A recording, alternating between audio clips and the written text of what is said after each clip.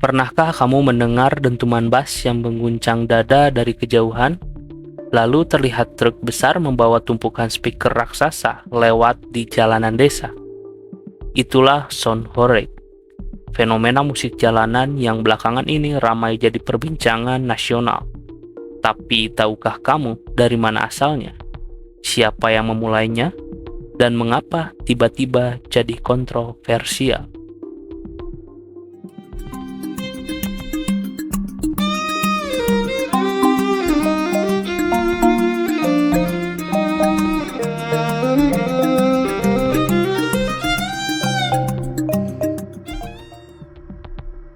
Sound horeg adalah istilah yang lahir di Jawa Timur, tepatnya dari wilayah Malang, Blitar, dan sekitarnya. Kata horeg dalam bahasa Jawa berarti bergetar, mengacu pada suara bass yang begitu kuat hingga terasa mengguncang tubuh. Ini bukan sekedar sound system biasa. Ini adalah parade pesta rakyat dan juga adu gengsi antar komunitas. Fenomena ini mulai ramai pada awal 2010-an, terutama di acara-acara hajatan desa seperti hitanan dan pernikahan. Saat itu, pemilik sound system saling unjuk kemampuan, siapa yang paling besar, paling bertenaga, dan paling ramai penontonnya. Tak ada satupun orang yang disebut sebagai penemu, tapi beberapa komunitas dan tokoh penting seperti Brewok Audio, Mahardika Pro Audio, BJ Hunter, dan Thomas Alva Edison menjadi pelopor dalam membesarkan budaya ini. Mereka bukan hanya operator sound biasa, mereka teknisi, kreator, dan pemimpin komunitas. Di media sosial, mereka dikenal luas. Tiap event yang mereka gelar bisa mendatangkan ribuan penonton dengan truk-truk sound penuh LED, laser, dan efek kabut. Setelah pandemi COVID-19, masyarakat rindu hiburan luar ruangan. Inilah momentum sound horeg naik ke permukaan. Dari Malang, tren ini menyebar ke Blitar, Banyuwangi, hingga Rembang, Pati, dan bahkan Yogyakarta. Sound horeg jadi identitas baru hiburan rakyat. Setiap bulan Agustus, ratusan truk sound turun ke jalan dalam rangka karnaval kemerdekaan. Musik yang diputar pun beragam, dari dangdut koplo, remix EDM, sampai musik viral dari TikTok. Meskipun sound horeg adalah budaya asli Indonesia, ada kemiripan menarik dengan budaya DJ sound truck di India.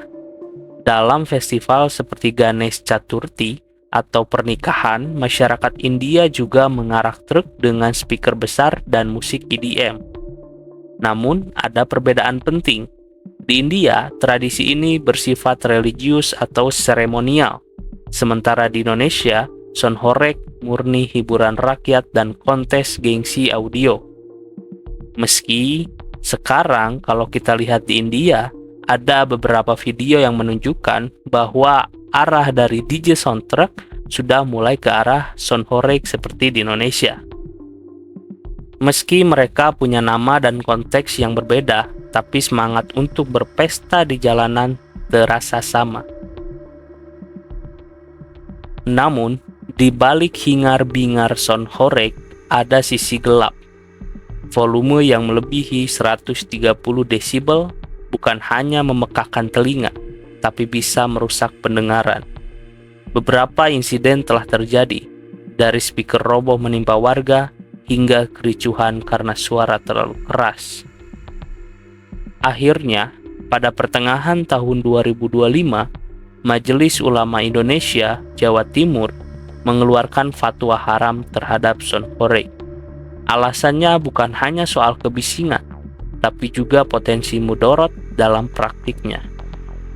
Menanggapi ini, beberapa komunitas mengubah nama gerakan mereka menjadi Sound Karnaval Indonesia sebagai bentuk adaptasi dan penghormatan terhadap regulasi. Sound horeg telah menjadi cermin dari kreativitas dan semangat masyarakat Indonesia. Sebuah hiburan jalanan yang tumbuh dari bawah, tanpa sponsor besar, tanpa manajemen formal. hanya niat, kabel, dan bass yang mengguncang. Namun kini ia berada di persimpangan jalan. Apakah akan dibungkam oleh regulasi atau justru bertransformasi menjadi bentuk baru yang lebih tertata dan diterima semua kalangan? Kita tunggu bagaimana episode selanjutnya. Yang pasti, Songhorek telah mencatatkan sejarah sebagai suara jalanan yang mengguncang Indonesia.